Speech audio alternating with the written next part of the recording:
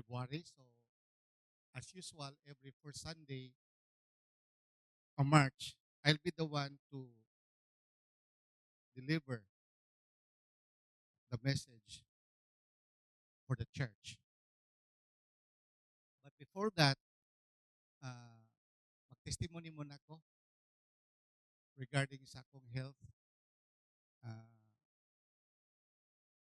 just last month or the other month, I went to visit my cardiologist sa akong heart, no. Then akong ipakita ang akong hyper na results, medical lab. Then positive positive kayo ang gisulti sa akong doktor na everything is improving, nindot tayo ang sitwasyon sa akong heart. Then usa sa iyang gihimo, nangutana siya sa akong prescriptions. Ako gihatag ang iyang prescriptions kanunay sa ako. Then out of them all, usa ang iyang gitangtang sa ayaw na ni imna.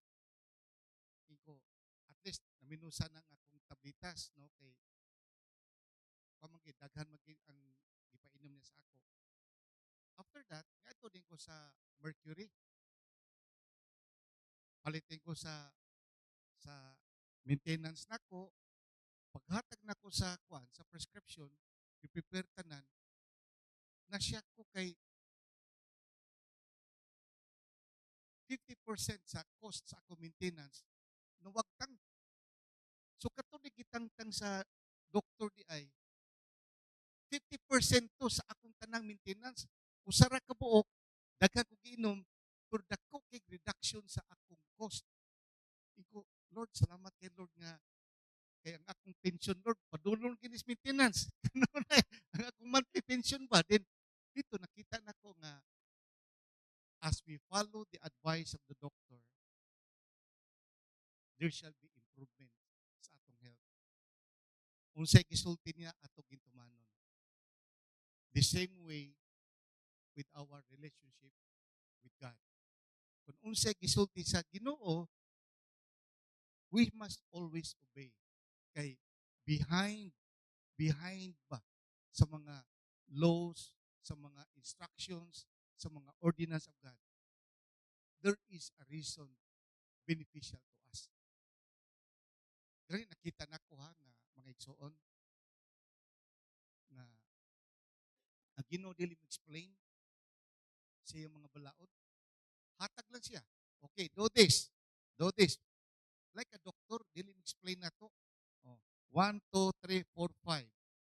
So, kaya di man explain ng doktor, ako nag-research sa Google kung saan ning gamit ining klase nga tambal.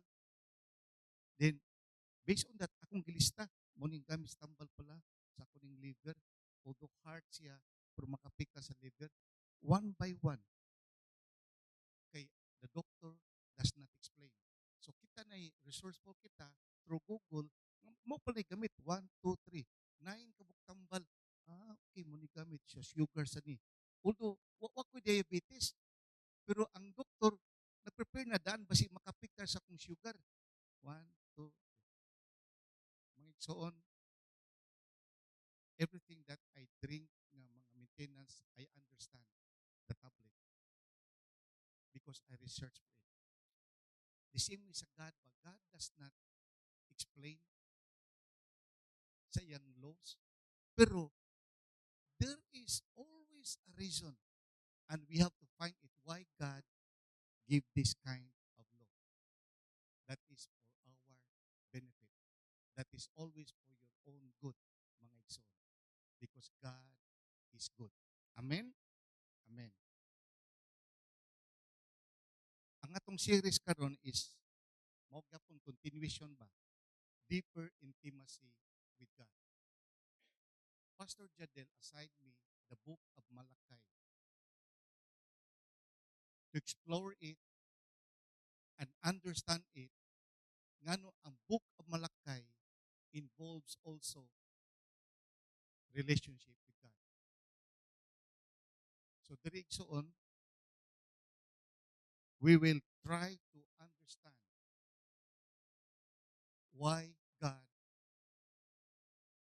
exposes our hearts sometimes for us to repent, for us to know why our relationship with God has not grown through the years. There is something wrong in our Christian life. And today, we will tackle that. Before that, let's pray. Father, we thank you, Lord, for this day that you have given to us. We acknowledge your presence in our midst. We pray, Father God, that the Holy Spirit shall minister to your people. And today, we bind the spirit of darkness. We rebuke Satan and his principalities. We rebuke and command them to get out of this place. We bind the spirits of distractions, the spirits of slumber, the spirit of coldness, boredom, in the name of Jesus. And we pray, Father, that the power of the blood of the Lord shall cover this place, shall cover each one of us, that no weapons of the enemy shall prosper against us. This is our prayer in Jesus' mighty name. Amen.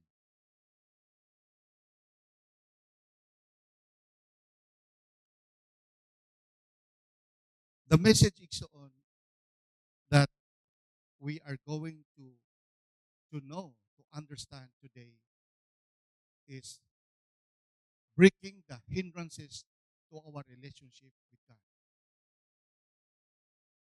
If you have relationship with Him already, so we may entitle this message breaking the hindrances to deeper relationship with God.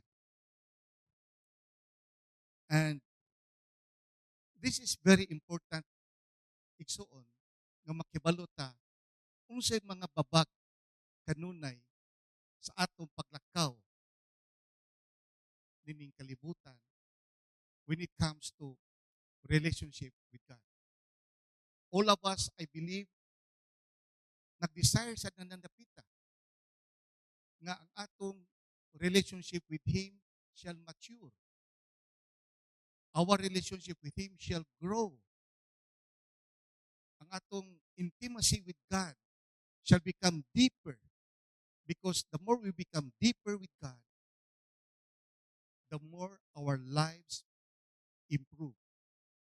The more our spiritual connection with God will improve. So today we shall tackle this kind of issue, how to relate with God well. The foundation igsoon nga akong gihimo karon first is just to understand ang akong verse foundation is naa sa Psalm chapter 8 verse 4.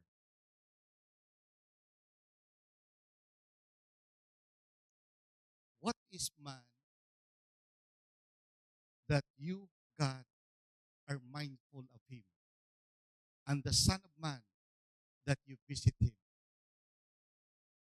Sa background igsoon, I have to repeat what I have preached last month. That in spite of the vastness of creation of God, the heavens, matod pa nila, there are three heavens. The universe, the moons and the stars nga makita nato in our naked eye, the galaxies, the black hole, and even the angels of God. Sa kadagang angels sa heavens, sa kadagang angels, millions of angels nagwardya sa ato. In spite of all this creation, the animals, the birds, God is more interested of humanity. Sa tanan ng creation, God is more interested of you. Mo ni ang background. What is man that you are mindful of Him. Unsa maginintaw nga nung ikaw kanunay magunahuna kaniya. And the Son of Man that you visit Him, mubisita pa magali kaniya. In the beginning, igsoon, God had a constant fellowship with our first parents, Adam and Eve, in the Garden of Eden. Constant ilang fellowship. Kanunay, mo bisita Ginoo dito sa Garden of Eden, mag-istorya kang Adan o Eva, kaman ang mga hayop, iyang assignan si Adam, named him one by one. So diha gid naagay intimacy between God and man. Until such time na nakasala si Adan o si Eva. Dito na break ang fellowship between God and man. Kaya di man pwede. God is perfect. God is pure. God is holy. Dili pwede nga magpadayon ang iyang fellowship with a sinful creature. And that is the reason nga na-break katong constant fellowship. But in spite of that, nga na ay breaking of fellowship, God is still mindful of the fallen man. God is still concerned of him. In fact, so on, the Bible says, for God so loved the world.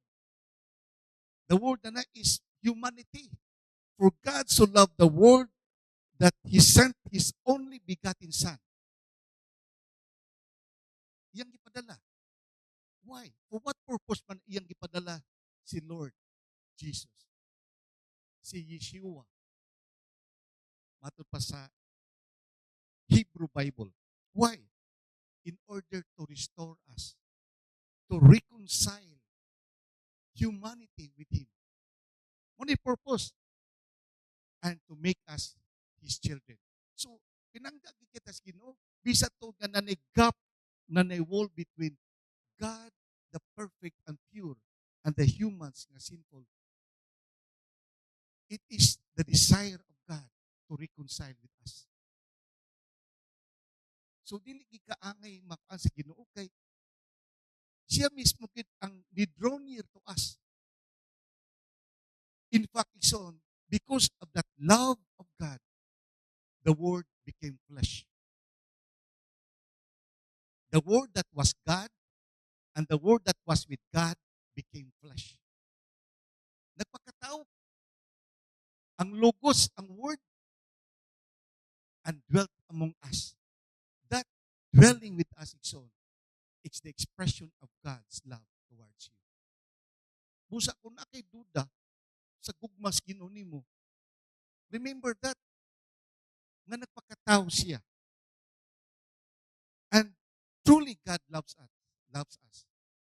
He cannot deny it nga nagugma gid ang Ginoo sa imo. He cannot hide it. Kita usahay kung natay crush, natay first love, usahay dili kita expressive, dili kita demonstrative, atong taguon kay maulaw ta nga may baw-an sa pikas nga love ko pala siya. But God in the Bible is very expressive, is very demonstrative of that love. In fact, He confessed it that I love you. When I was still a new Christian dito sa Mindanao, bago pa kong born again, nag-fasting ko dito sa usa ka lugar. Sa diha nag-fasting ko dito. Pagkagabi na natulog ko, God spoke to me. The first time I heard the voice of God. Ayang isulti, I love you. In fact, the reason nga na born again si Brother Jojo, because of love of God. Nawa na kong experience sa conference. For the first time when I heard that God is a Father and that He loves me, dito, na born again ako. Hallelujah. In other words, God desires relationship with us. God loves you in spite of your weaknesses. God loves you in spite of your sins. How many times you promised God, but you did not fulfill? How many times you failed God? How many times that we stumbled, naluya ta, but in spite of, God still loves you. Why? Why man? Why did God still loves me? Why? Because the Bible says, love covers the multitude of sins. God still loves you because His love covers the multitude of your sins. Di magwinta Ginoo, ikaw di pa sa ato pa magwinta ta, ikaw nagkakikagay mo sa ako, di na ta. Break na ta. Wala na ta. Bahala ka na. And that is not love. Because the real love covers the multitude of sins. And God is love. And He cannot deny Himself that He is love. And for that reason, bisa kapila pa ka matumba, kapila pa makasala sa iya, kapila pa ka naka-offend sa iya, He will never stop loving you. Because God is love. And for that reason, as a background exon, we will go to the book of Malachi. I hope to finish this uh, briefly para one, dapat take communion karon. So I want to be short as much as possible. Malachi 1, chapter 1, verse 2. An oracle, the word of the Lord to Israel, to Malachi. I have loved you. Muna yung first message sa Ginoo dito sa book of Malachi. And in this context, Israel was backsliding. In the book of Malachi, the prophet discussed about the rebellion of Israel, the lack of respect of Israel towards God. Daghan kayo mga butang issues ang Israel sa Ginoo. Pero in spite of all these issues, the first message of God to this rebellious nation, I have loved you. I have loved you. And this time, igsoon, ang Israelites, wala pakialam sa Ginoo. I have to tell you, sa book of Malachi, they returned to their old ways. 100 years after nakabalik sila sa Jerusalem, gikan sa Babylon, imbis unta mag-usab na sila, silang batasan, silang kinaiya, imbis unta nga nanay real repentance, nibalik sila silang old ways. Human nature. Bisag ikaw, bisag ako, Brother Jojo, may nanta sinugdanan, kasapan galitap, butan kayo. After pila ka adlaw, si mana, mubalik sa atong karaan nga batasan. Makarelate pa mo na ako na. Or basik ako ra. Kita ta na mo, sa Israel. They went back to their old ways. They don't care of God. Attitude. Mo na yung attitude. Wala. They know that there was God there, but God was not the priority of their lives. Busy sila. Silang negosyo, busy silang trabaho, busy silang family, busy silang mga friends, bisag asa mo travel, walay pakialam kay Ginoo. Busy sila. Silang enjoyment of happenings, busy sila sa happenings. But busy sila, nasa time to go to the temple of Jerusalem. Ritual man. Ato na Jerusalem, but for ritual reasons, mga to na sa simbahan, mga to na sa Eljor, para lang kanya, kay mamay, Sunday man, mga to kita simbahan sa Sunday. Pero ritual ra, ritual. Wala nagi ang ilang kasing-kasing, layo na Ginoo. Physically present, but heartily absent. Wala na. Only God kasing-kasing, wala na gid sa ako. Dili na loyal, dili na devoted. Napakita nang ka nga kunuhay maayo ka, pero wala na gid ka. In fact, at this time, so they forgot their calling na they are a chosen holy nation. Karon gubat karon na confirm na nga si ang Iran Khamenei dead. Kining Iran magsige nagsulti death to Israel. Death to Israel. Wala ka sila magkakuan nga ang Israel is a holy nation. The apple in God's eye. The nation nga diya gikan ang atong Messiah. Right now, sa sige sulti nag death to Israel. Sila may unan sa Israel. Confirm na karon nga si Khamenei, Ayatollah Khamenei is dead because gibombahan sa Israel ang iyang lugar. Not only Khamenei, even the other leaders of Iran. So in other words, it's on the Israelites assumed na tungod sa ilang mga kalisod, tungod sa ilang mga bad experience, mga unmet expectations, nagtuong Israel nga, God had not really loved us. I have loved you. Pero sa ilang hunona, no, di ko mutuon na. In fact, it's on, that is the reason why we preach this message. Because there are 4 hindrances nga nakita nako sa Book of Malakay that will affect our relationship with God. And this kind of hindrances, we must break them kung gusto nato mature ang atong relationship with Him. First hindrance on doubting God's love. In fact, ikson matupad diri, I have loved you, says the Lord. But you ask, how have you loved us? Ha? Nigugma ka na ko?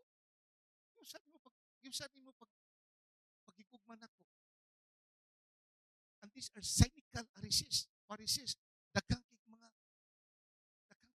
issues in ang life pa. Daghang kay mga stress, pressures. Kaman, daghang sila mga bad experiences with God. Ang ilang mga prayers wala matubag. Ang ilang nasod giatake. Ang ilang temple gisunog sa mga Babylonians. Ang ilang walls of Jerusalem gipangguba. Ha? Kung you love us, ngano man kami imo man giming gi-allow ma-exile dito sa Babylon.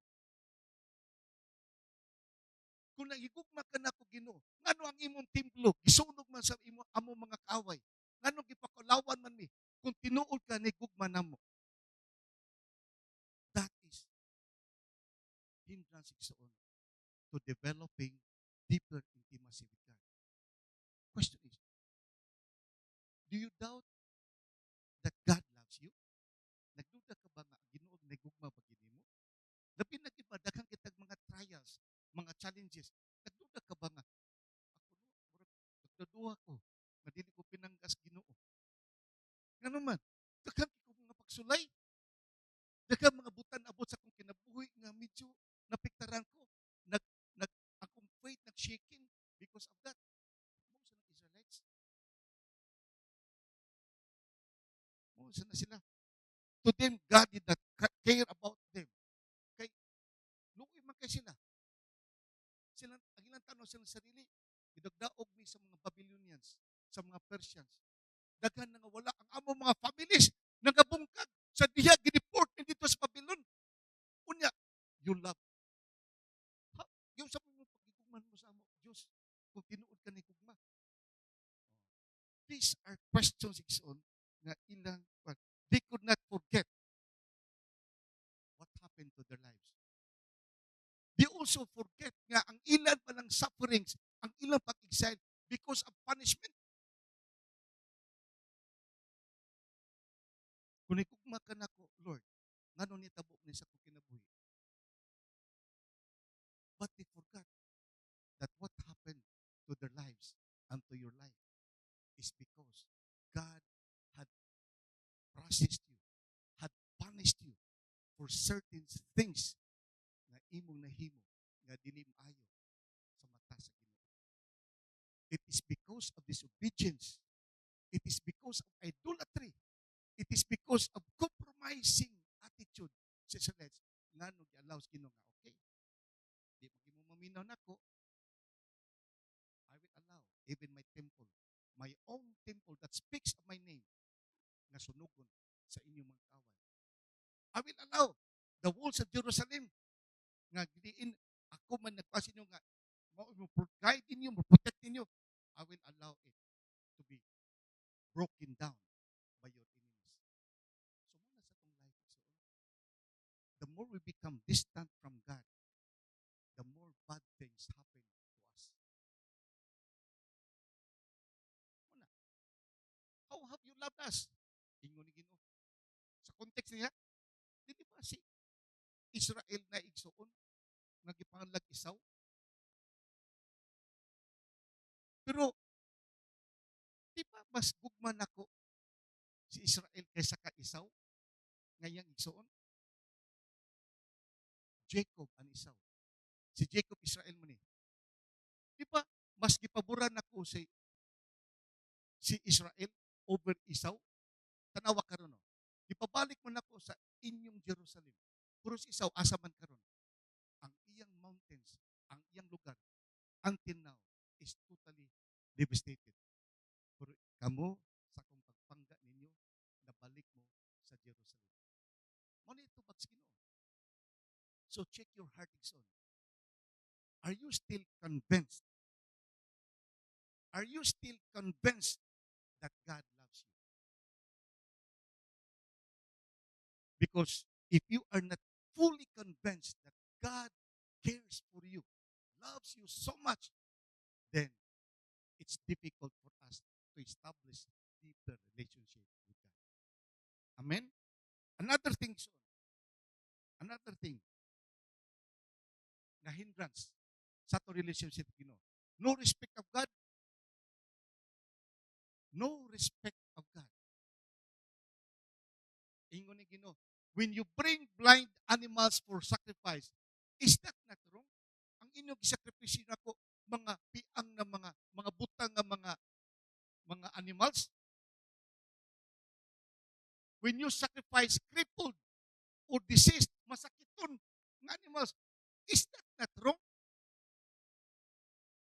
Try offering them to your governor. Would he pleased with you? Says the Lord Almighty. So like ko na kanino mga sakripisyo. Iaton nyo kang Governor Baricuatro. Dawaton ba ni Governor Baricuatro? So like ko na.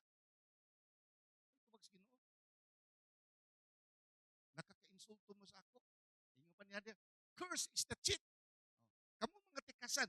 Cursed are you who was an acceptable male in his flock and vows to give it, but then sacrifices a blemished animal to the Lord.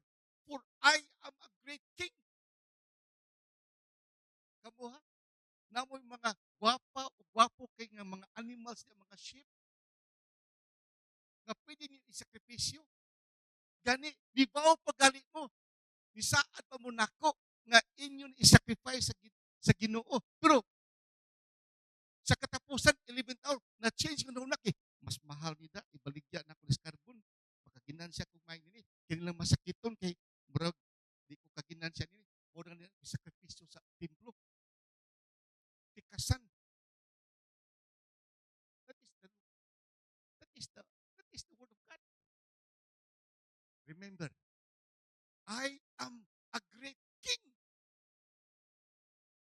Kung inanay yung pagtagad, wala mong respetar, kisa may ganahan ang taong makig-relationship ninyo.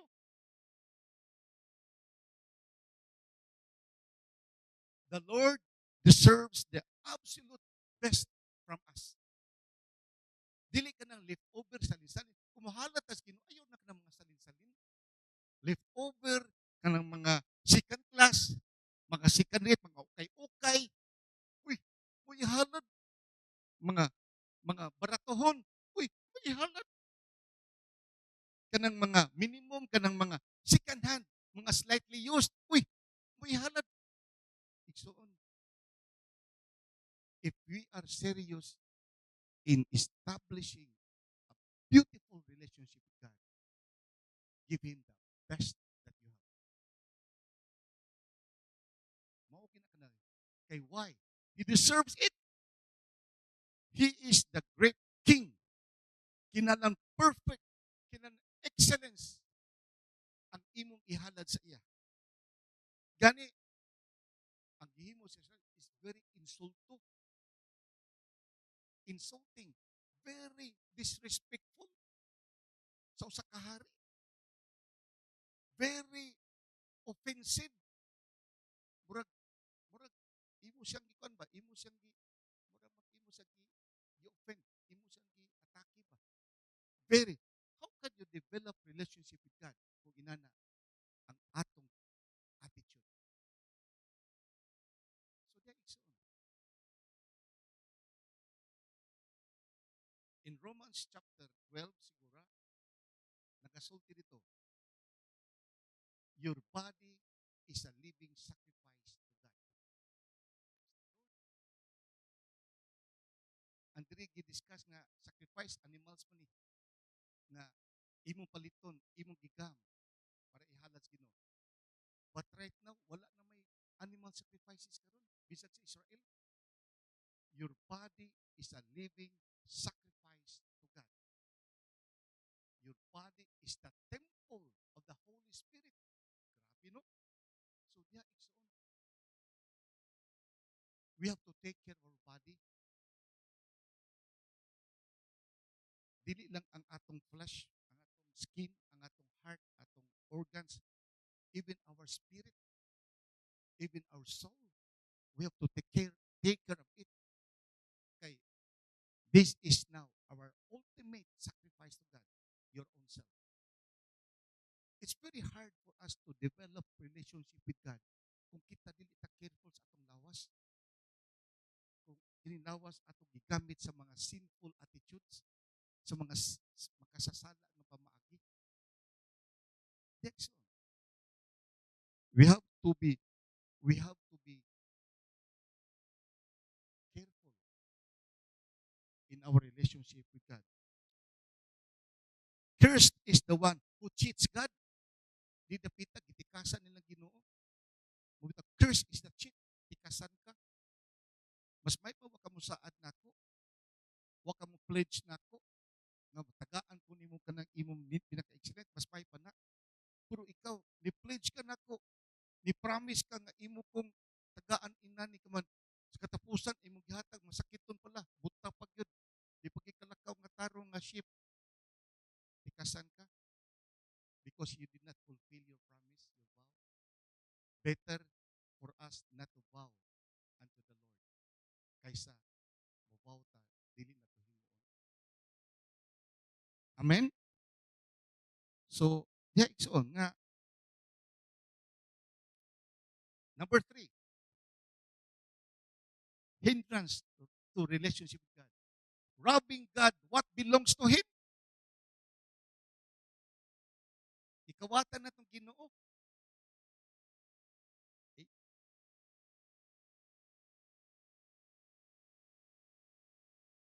will a man rob God? Posible ba ang Ginoo, ang tao mo kawatan sa Ginoo? Ingon ni Ginoo. Yet you rob me. Ikawatan ko nimo.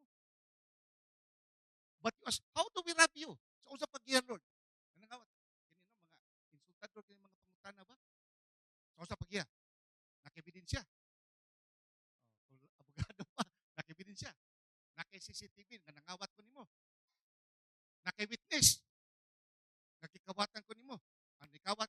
Oh, unsa man?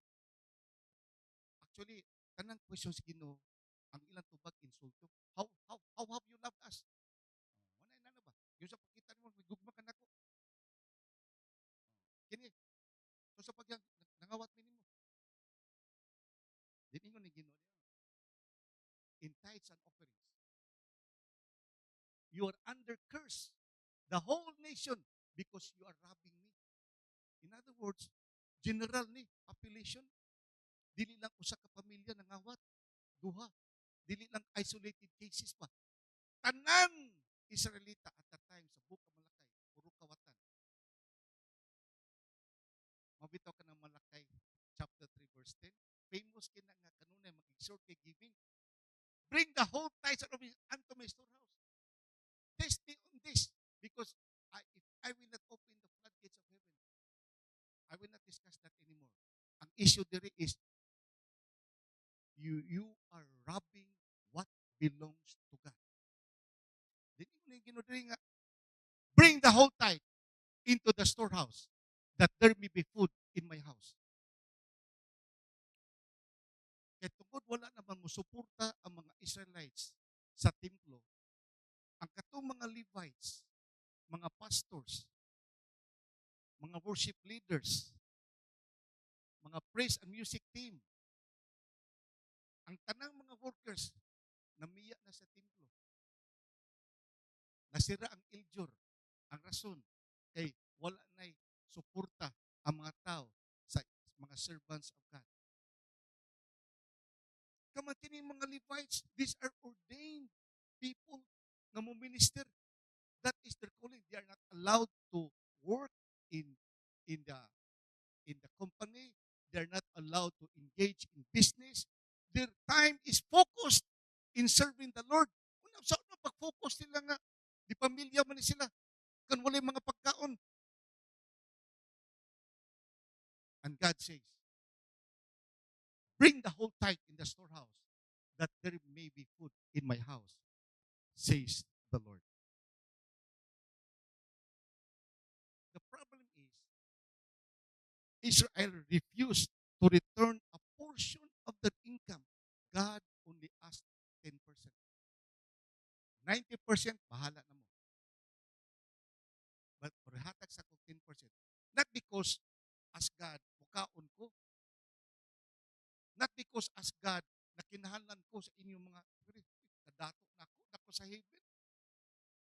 I am a great king. I am the owner and the source of everything. I am life. So in other words, wala ko makinahanglan sa inyong mga income. Wala ko makinahanglan sa inyong mga kwarta, sa inyong mga wealth. Concerned ako sa mga Levites, mga servants of God. How can my kingdom expand if ang ako mga servants gipanggutom? Muna yung essence niya. And because you rob God, it's difficult to develop relationship with the Lord. Matod pa sa diri, a tithe of everything belongs to the Lord. It is holy unto the Lord. Ang problema lang, ang Israelites, nagpinta, muhatag og tithe sa Ginoo. Mawad-an og savings. Kumuhatag og tithe sa Ginoo. Di na ko kabayad sa akong mga utang. Kumuhatag og tithe sa Ginoo. Maglisod-lisod na gid ko. Kumuhatag og tithe sa Ginoo. Wala na ko'y ikabayad tuition fee sa akong mga anak. Rason ba? In fact, ang may salita sulti nga, tithes, dili naman applicable karon kay wala naman si Moses. Patay na si Moses. Uy, posible ha? Muna rason. Ngano ang mga Israelita, wala mo hatag og tithes. Bahala, magkutuman ang mga pastors. Bahala na mamiya. Masira ang templo sa Ginoo. Basta di na matag tithes. Why? The fear of losing their money. Okay, testimony ko igsoon. I have to be honest to this.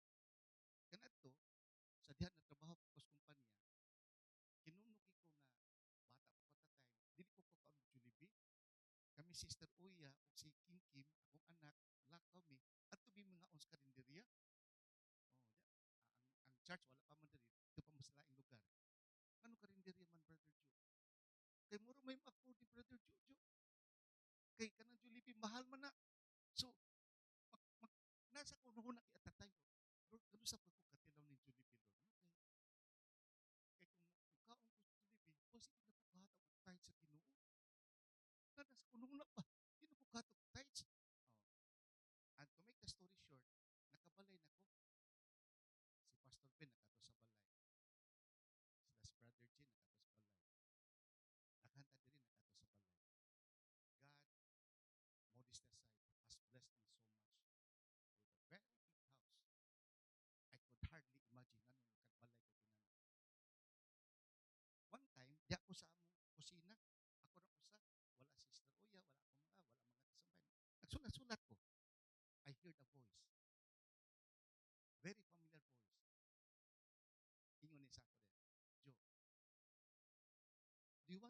why you have this big house? Why I give you a big house?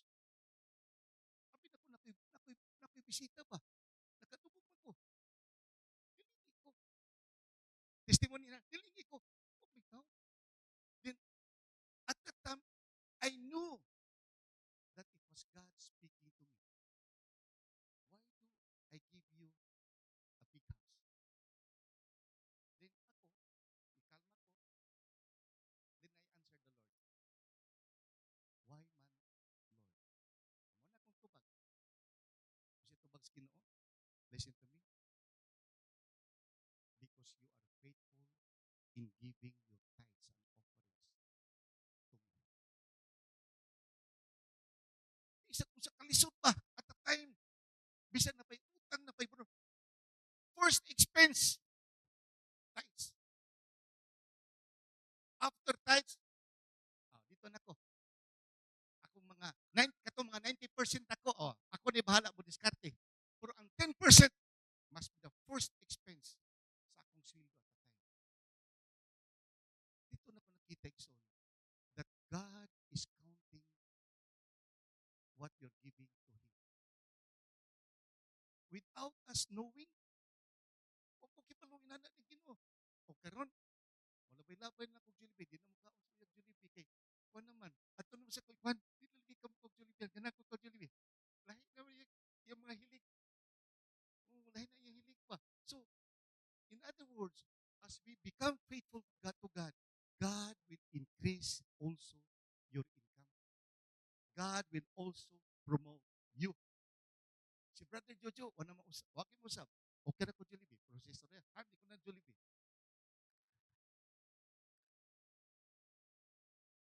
Glory to God. Palakpakan to Ginoo. Israelites may have fear of losing. Nahadlok ang Israelites nga kung putay sila sa Ginoo, mawagtangan sila og savings. Mawagtangan sila kwarta. If that is our mentality, we cannot give to God. Spiritually, if we give to God, there is a happening in the spiritual realm in your life na wag niyo makita. In fact, Israelites, by not giving the tithes, they showed lack of trust in God to provide, which is very insulting to God. God is the owner of everything. All we have comes from Him. Kung sa may naanisin mo karon, ako, nag-rationalize ko karon ba? Nang rationalize ko. Ako na niputan diri, akong putan diri. Kasi sige na ko rationalize, pak, eh. Online naman karon, dali naman kayo. Di naman magtugmantog, online, pak. I always put in mind, Lord, imo man tanan, Lord. In fact, one time, testimony ha, while I was in the prayer room, God instructed me, listen, you will learn things on this. Joe, increase your giving, blah, blah, blah, and open a bank account just for me. So, ako is big bank account. Ang akong bank account, akong giname diya sa online, Kingdom of God. And every time mo deposito ko na ng bank account ako nga Kingdom of God, it is no longer mine. Di na ko ka-withdraw, di na ko kagamit, dili ko makapangutang, bisa pagkanang kwartahan ni dako.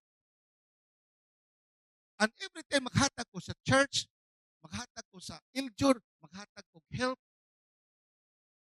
wa ko ilay kwaon. Diha lagi nga bank account. Maghatag ko sa missionaries, mag-support ko sa mga churches, usa ra ako kakuan. Diha ka man. Kung makinahinag, gamay-gamay na ando kay sige panghatag ka, sige panghatag kay mission. Din Lord, ikaw na bahala, Lord. Kay kining kwarta, Lord, imo man ni.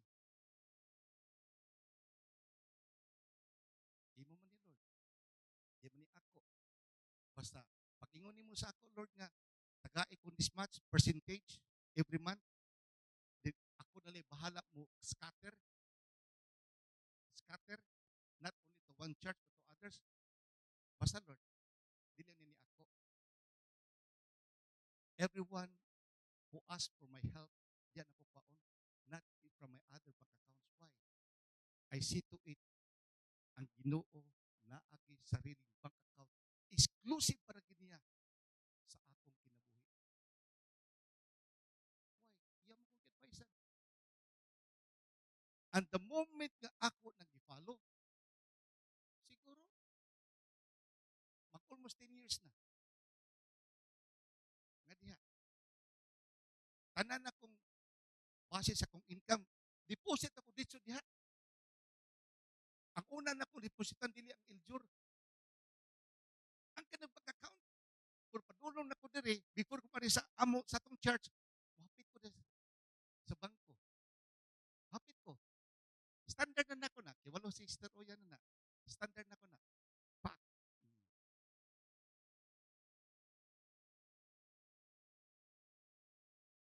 And there was even a time, nangisoon, modest aside,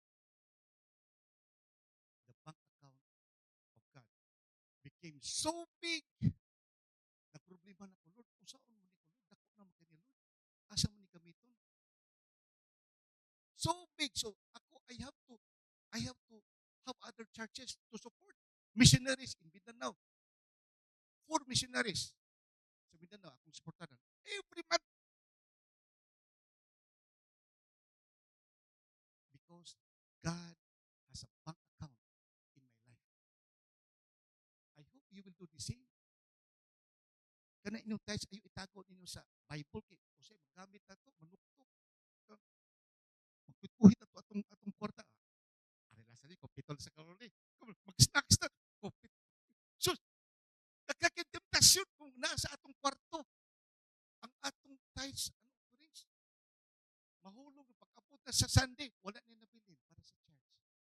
Kaya kamay man kita mo justify. Kinanan man yun. And for that reason, Ikson, my life is getting better and better with that kind of system. What belongs to God must not be touched. Exclusive only to Him. Amen? Palakpakan pa Ginoo. Lastly, hindrance.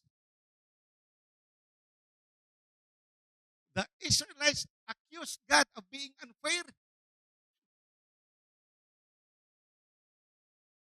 Imagine, ha? I cannot imagine ba? The chosen people, the love of God, the apple of His eye, ni-accuse niya, wakay ayo. Pwede siguro, Sister Oya, makasulti na ako kanunay nga. Han, bahagi ko na minyo ta.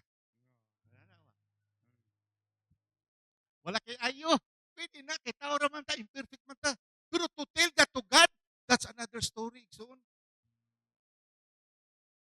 that's another story. Okay. Ingon ni Ginoo, you have spoken arrogantly against me.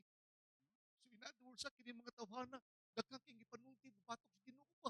Di sila careful pa. Ingon na, yet you ask, what have we said against you? Ano, usap niya gusto na ko simo. Grabo gid tinupag ka no? Ano, usap niya gusto na ko ninyo, nimo Lord. Ingon ni Ginoo din. You have said it is futile. It is useless to serve God. What did we gain by carrying out His requirements? Unsa man itong napala nini nga pagsunod sa iya. I remember my mother na ako'y uncle nga hili kay mubasag Bible. Bata pa ko ba? Napa ko sa elementary at that time, ingon ko mama. Nelson, puno nga nagbasag Bible, kawa nagdato sa sigig pa sa basa og Bible. Hilo na to kong uncle, yung manghod. What did we gain by carrying out your law? Matod pa sa Israelites. Diningo pang Israelites nga. But now we call the arrogant blessed. The wicked blessed, kato mga sindikato, kato mga diskaya, kisa to mga nadato kay maayo ba? Mas blessed sila kay arrogant blessed. Certainly, evil doers prosper. Mo ba itong mga reklamo pa yung mga anak sa Ginoo? Nganong kini mga tawana wala sa iya pa. Mono ni lambo, mono ni dato kayo. And even those who challenge God escape. Makarelate mo nini, brother. Tanaw ng mga Forbes Park, richest billionaires. I do not know kung naabas na yung relationship sa Ginoo. Pero pagkadato ang nila. Magtanaw ka ba? Ako na kay client sa mga dato sa kay ba? Ako, ngayon lang kung quiet lang kay ko ba? Nagkamak sila kwarta ba? Dato ang gitawanan doon. No? Pero lang, hilom lang ka kay ang Ginoo rin nasayod sa tanan. Kung makita nga, kuan, kung naaman tayo kwarta, murag kuan ra. Wakabot 1% sa ilang bandi.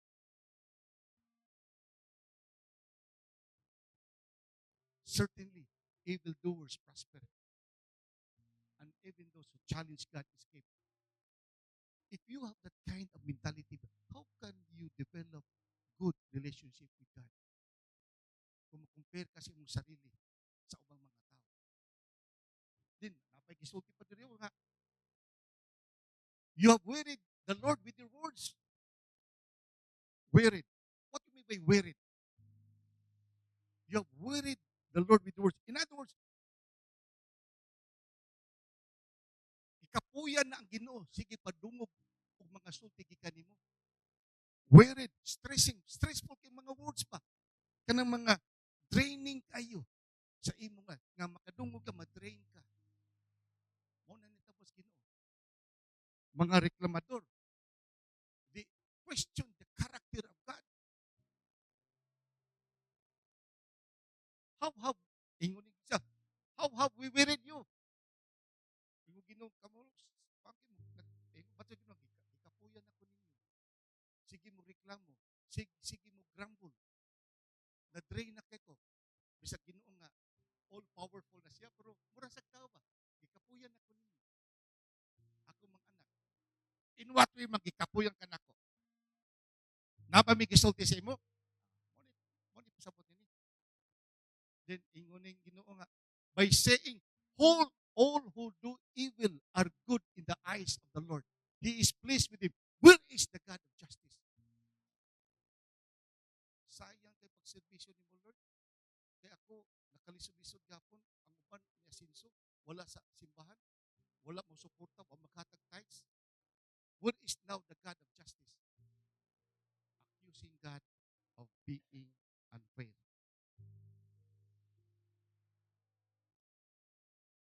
Inana ba tayo sa sometimes ba musulti tas Ginoo na nalapita? If we do it is on, let us repent before the Lord. God is not unfair.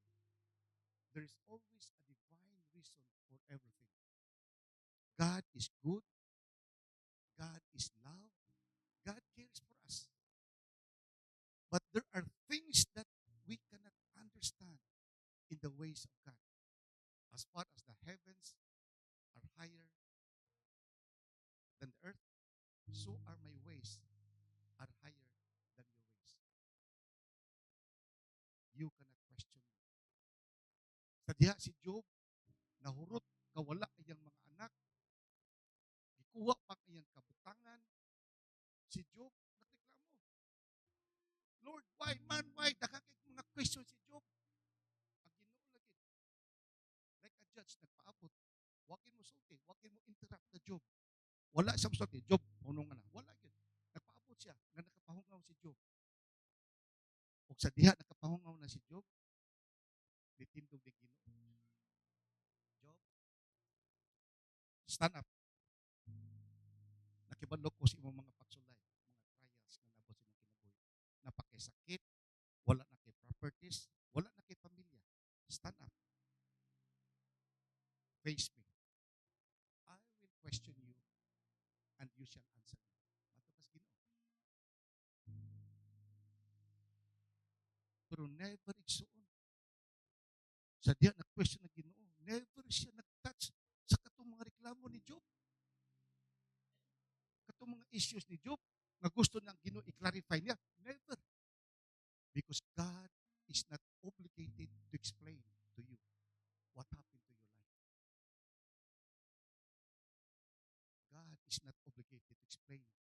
his his reasons kanang naa kay inana nga pagsulay. Never. He is God. He is holy. His ways are above our ways. Kung sa gisulti ni sa Ginoo ka Job, Job, where were you when I created this universe? Where were you when I laid the foundations of this earth? Where were you when I put the moons and the stars in heavens? Where were you? Everything about creation, everything about sovereignty of God. Wala gyud ka ba si Job? Until hindi ka siya. Wa pa mo ka Ginoo sa akong mga reklamo. Pero nakasensya nga, God is above me.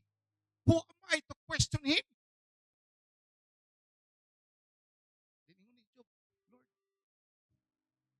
I repent. Forgive me. For I do not know what I am talking. Praise God. Forgive me for I do not know what I am talking.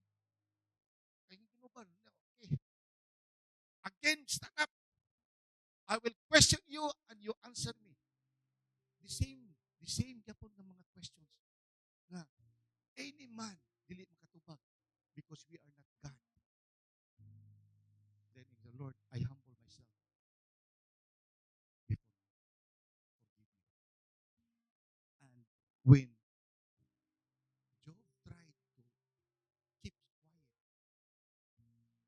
that is where his relationship with God is, is healed. And the Lord, in His goodness, restored Job. You know very well the story. He made Job richer twice than before. So there's a lesson here. Do not question God.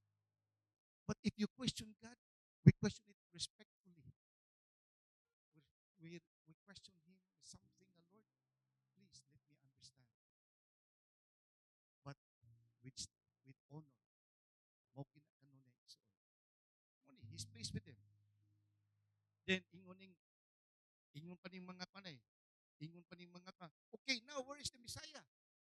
Asa naman siya karon? Asa naman? Iningon man ka nga magpadala kag Messiah. Where is he now? Until now wa pagyapon. Mura ba ka ng mga bugal-bugal kay ba? Nga ni promise ka, wala pagyapon siya. And for that reason, igsoon, tungod sa walay resipitar sa usa ka tawo towards his creator, God was silent for 400 years. God never spoke to Israel again. Dito ko kita ba nga, ang Ginoo pala is mangluod sad para pas nimo. For 400 years, God sent no more a prophet. For 400 years, there's no more revelation of God to the Israel. Why? Insulting. Insulto kayo? Accusing God of being unfair? Where is the God of justice here? Kurek-kurek kita ba? Kurek kitang kwan. But the Lord made an ending. I will send my messenger who will prepare the way before me. Then suddenly the Lord you're seeking will come to his temple. The messenger of the covenant whom you desire will come, says the Lord Almighty. But who can endure the day is coming when that Messiah will come? Who can endure? Makakwanta ka mo? Kumabot na siya? Who can stand when he appears? For he will be like a refiner's fire or a launderer's soap. The messenger here is the first messenger refers to John the Baptist, who prepares the way for the Lord. The second messenger that you're seeking will come to his temple refers to our Lord Jesus Christ, the Messiah.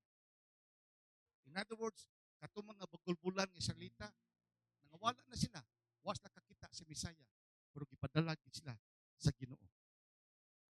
No one can endure him. The Pharisees cannot endure him. The Roman Empire cannot endure the presence of the Lord. And that is the reason why they crucified him in the who can endure him? Umabot na siya, the word. Kisa man, makagwanta. And to tell you frankly, son, Jesus voluntarily gave up his life for you because of love. He voluntarily gave up his body because of love for you. His blood because of love for you. So, the reason. In summary, as I end,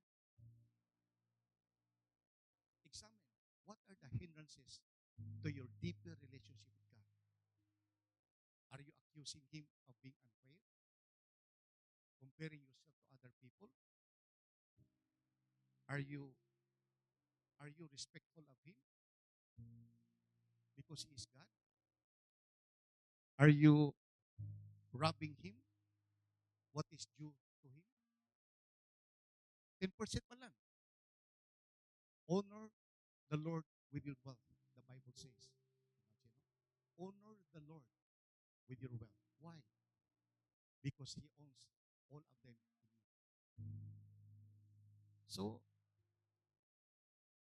I hope igsoon that, lastly, we must not doubt the love of God in your life. Amen? Let's pray. Father, we thank you, Lord, for the message that you have given us. Let this message, Lord, bear fruit in our lives in Christ Jesus. Hallelujah.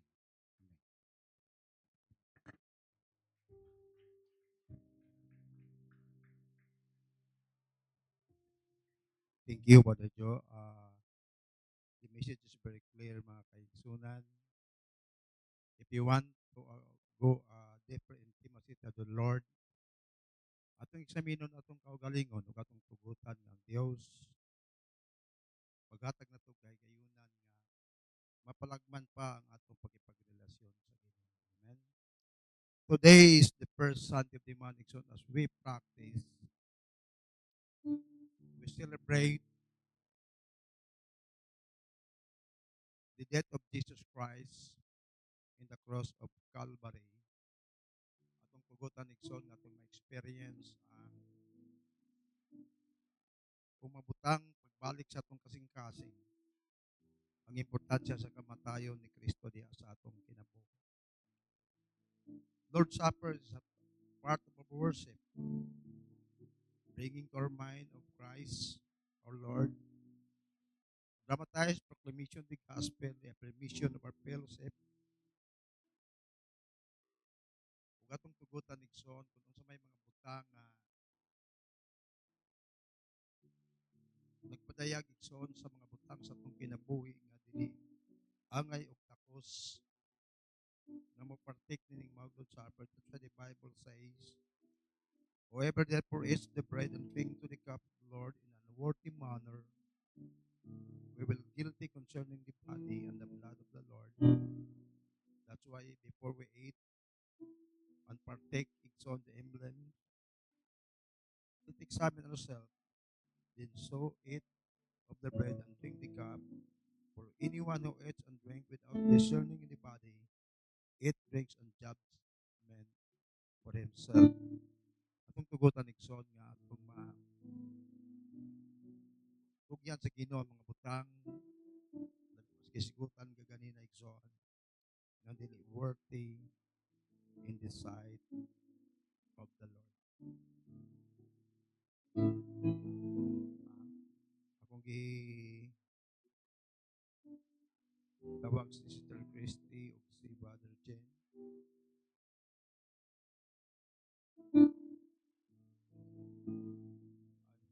Sister Christy o si Ronald, please palihog join us in the table. I-distribute ang emblem siksohan and then atong gunitan. Let's